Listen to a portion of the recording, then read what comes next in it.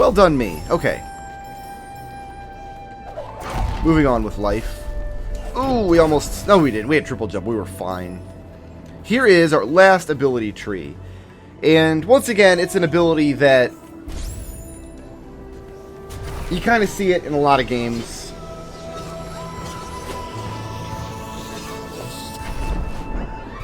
In some form or fashion. So what we can do now is hold down left trigger and then push A to do a rocket jump. Which, I mean, yeah, granted, looks super cool. And then we can do it off walls and stuff. Pretty awesome. Excellent. Beautiful, beautiful work. But, I mean, this jump is in some form. I mean, it's in Guacamelee. It's in Out There Somewhere. Y'all remember Out There Somewhere? That's a cool game. It's in Super Mario Brothers 2. I mean, you get the super jump in a lot of games. It's not really a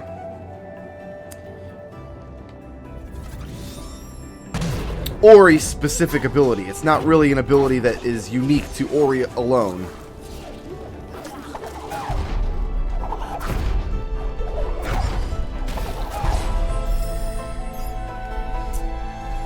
It's also kind of wonky to use, and it's another ability that, if you do it off walls, if you do it off the ground, you can only go up.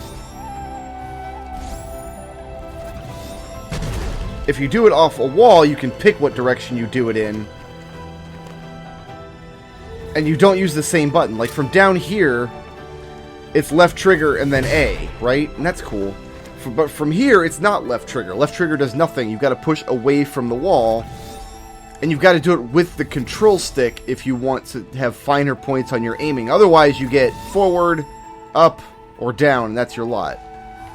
Like right here, we want to aim kind of at this angle here. So I feel like they could have fine-tuned the controls surrounding the super jump to get a slightly better...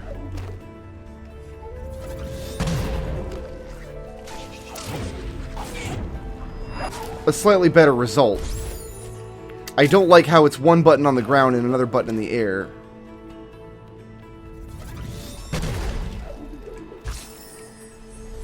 And then, of course, there's the backtracking involved. I just climbed right up into there because I was trying to aim upward with my control stick, and instead Ori's like, oh, you don't want to be pushing left anymore? Now you want to be pushing up? No problem. I'll climb up there for you. So, I don't know how exactly I would fix that with the D-pad. I think it just needs... I think this whole jumping ability just kind of needed to percolate for a bit. It needed to go back to the drawing board for a second. So we open up the passage, and now we can go, I think, all the way to the top. Now that we got the Mario 2 jump.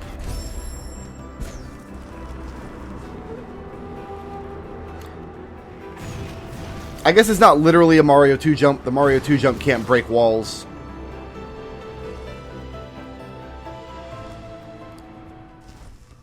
That level really rekindles memories of the bramble levels in Donkey Kong Country 2, does it not? The way you kind of have to weave yourself in between the brambles. In almost an identical way, because in Donkey Kong Country 2, you're weaving your way through the brambles using Dixie Kong's twirl, which is fundamentally similar to Ori's feather ability.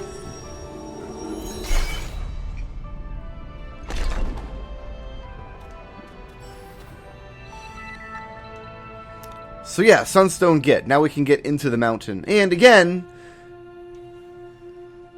because there's no teleport, we have to walk all the way there. And this here, I mentioned early in the Let's Play that there's one other thing in this game that drove me bananas, and this is it here. Because the entire emotional weight of the game is Ori sending off alone into the world because his mother died, and then they just bring her back to life. Easy as you please. Gremlin Man just goes and wakes her up. using the bucket that Ori essentially was using as magnet boots. Apparently the magnet boots in this game also revive people. Oh, it bothered me so much. It continues to bother me. It's like, oh, well, we could just go and revive everybody. You know, like, you just take the magnet boot buckets and go revive all Kuro's babies, and then she won't be mad anymore. Who cares? Oh, it's so upsetting. It bugged me so much.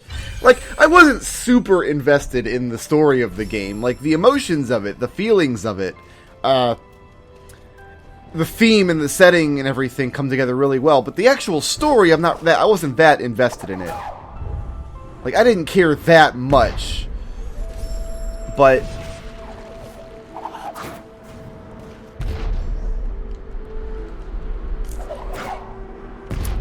because you gotta really be careful about reviving people in stories, because it removes the stakes, you know? Like, we know now that people can just be revived in this world.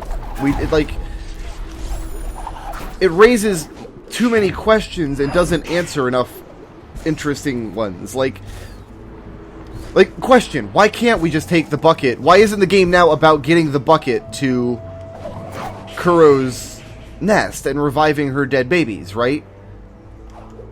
Why is that not what the game is about now? Why isn't the game about taking the bucket back to the place where we found the bucket in Icetown and reviving all of Gumo's dead people? Why did Scene make such a big deal about, oh, Gumo is the last of his kind, isn't that sad, here in Icetown? Like, why do we care? We have a revival bucket. What are we waiting for? Let's go. I don't feel like Ori earned that right to throw away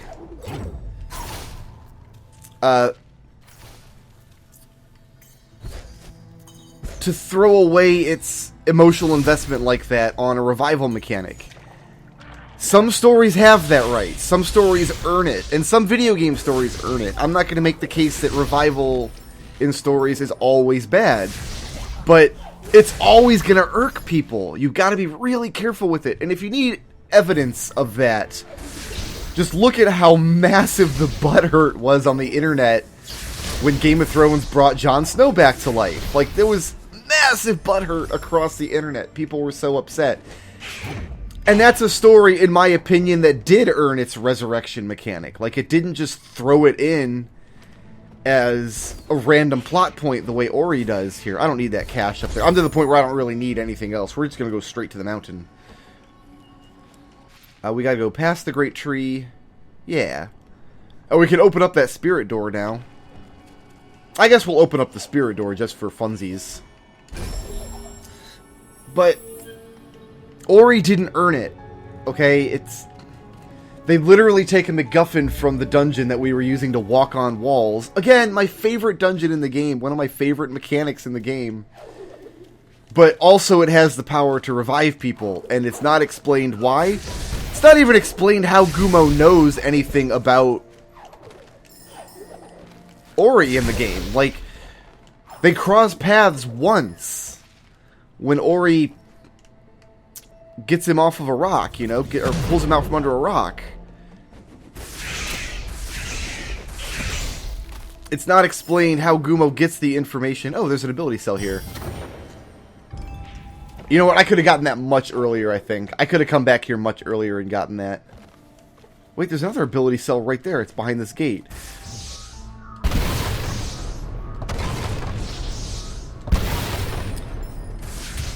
See, I'm not going to make the case that revival is always a bad thing in stories. I mean, it depends on whether it enhances the story or not. And in Ori, I really think it doesn't. I really feel like in Ori, all it serves to do is make it so that there's not a sad ending. Let's grab some of these here. Life pickups give twice as much life. All pickups will be absorbed no matter how far away they are now. Yeah, there's a couple of those one ability point ones we didn't get. What's down here, actually? We could have got down here much earlier, too. I'll bet this is a life... It's a life point. This is a life point we could have got really early in the game. But instead, I just spent the whole early game going, I wonder where all those life points went. So, okay, let's try to unpack my butthurt about the revival mechanic in Ori and the Blind Forest and what it does to the story. The question inevitably becomes, what stories do it right? And so we're going to spend the journey towards the next level kind of talking about that a little bit. I mentioned Jon Snow. I think Jon Snow's revival is earned in that story. Less so in the show than in the books. I'm going to get a little bit book purist on you guys now. I apologize, but we got a long way to walk up here. But in the Game of Thrones world, and spoiler warning if you haven't read or seen Game of Thrones, but there's a couple different ways to come back to life in Game of Thrones. There's another life up right there that I want. How do I get that one? I go up and around, don't I? There's a way to go up and around, I'll bet. Can I super dash jump up there? Super dash jump does not give me the height that I need. What if I super dash jump from here? That gets me the height that I need. So this is an end game one. This is one you're not supposed to get early. But we also need to break that. Oh, we can do that with a super dash jump as well. Yeah, this is an end game one. I don't feel bad about missing this one.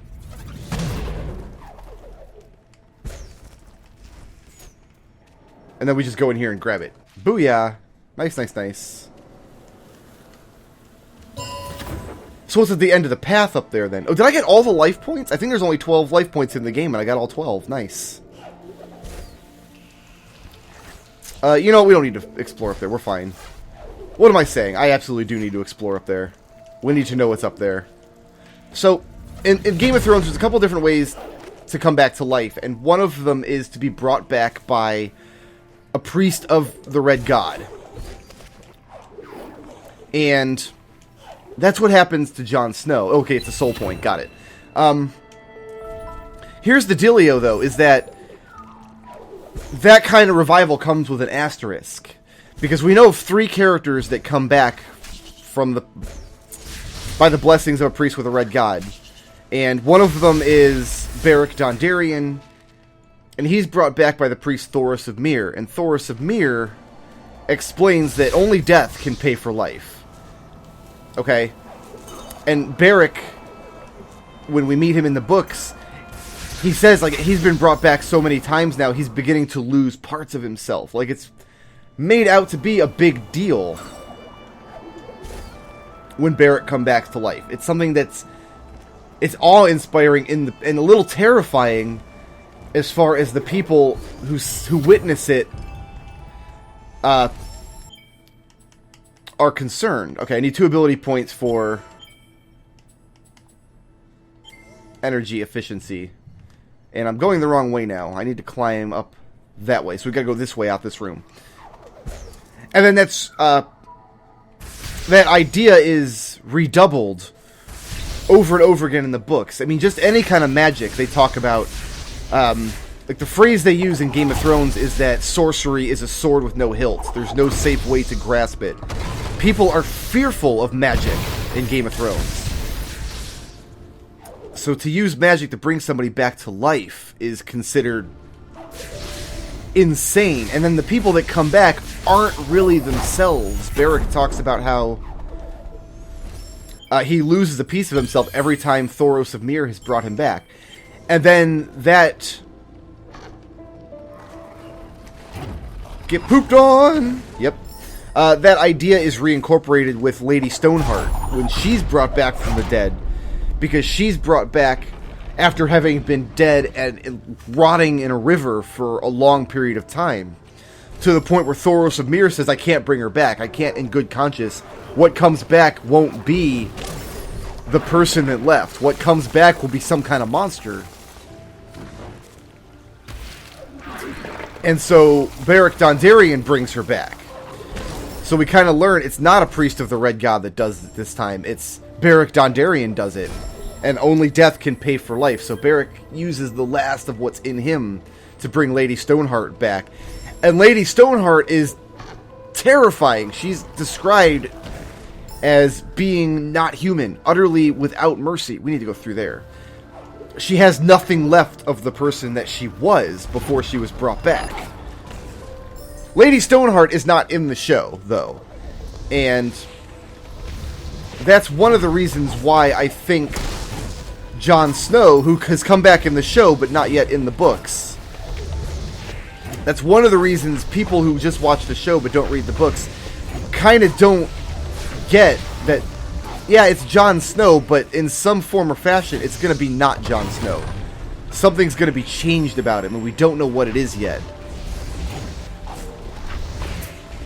So I feel that that's a story and that's a world where they have earned this revival mechanic. We want to launch him somewhere? Probably.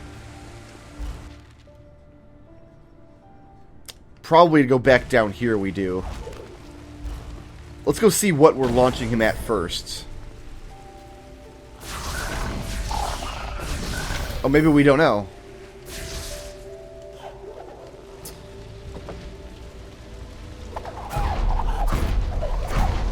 That's not breakable, really?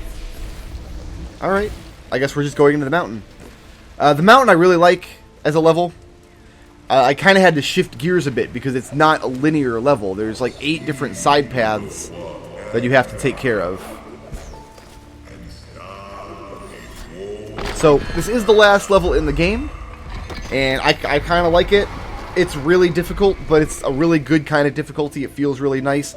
And I'm going to keep ranting about Revival for a minute, because, oh my god, it bugged me in this game. I talked about some video games that do it right. There's also some video games that... I mean, there's a lot of times video games raise questions by not reviving somebody. Hey, how come we can't bring Eris back to life, right? Can't we just use a Phoenix down on her? But in video games, there's always the conceit of story and gameplay being totally segregated, okay? Why don't we bring Eris back to life? It's because she died in a cutscene. And that's the power of cutscenes. I think we just want to go all the way to the top to start with. And this is so much easier if you have the triple jump. Every time you launch off one of these guys is fireballs.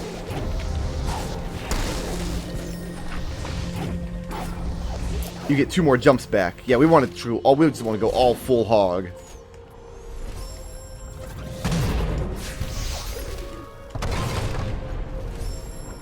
We did lose a lot of life coming up here, though.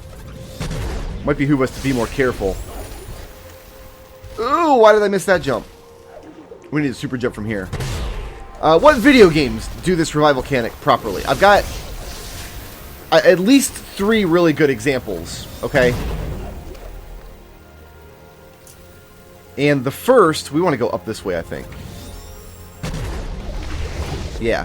The first is one of my favorite RPGs, Suikoden. I didn't get the map stone. That's okay, though. I kind of know where to go already. At the end of the game, if you do the hundo in Suikoden, you get 100% of all the things. You can revive an important character that dies as part of the plot. And he comes back to life. And every one of these little side rooms is like a puzzle chamber, so forgive me if I don't get them all right the first time. That's just a lake of lava that I decided to take a bath in. Don't mind me. Damn it. Yeah, you can bring Gremio back to life, and if you do, it's the way the character describes it is this is something that's only possible once, and you don't really get the weight of that. Go, go, go, go, go! Quickly, quickly, up! Into the spikes and wrecked. You don't really understand the weight of that statement in the first Suikoden game where it occurs. The character who revives Gremio, if you get the hundo, says, what you've just witnessed is something that will only happen once. And it's true, there's nobody else you revive in Suikoden, but at the time it's like, oh, it's just a bonus for, you know, getting the hundo, and up, up, up, up, up! Jump too early. You gotta really thread that needle, man. You gotta really get right up in there. But the weight of that you start feeling as you play through the Suikoden sequels. And in no other Suikoden game can you revive somebody that dies. In every other Suikoden, there's a bonus for getting the hundo, but it's usually a character who dies as part of the plot ends up not dying. You find out after the fact that they were miraculously saved somehow, but they don't die and then come back. Shoutouts to Thinneran who sponsored this video, and to everybody who helps make my channel possible by supporting me on Patreon.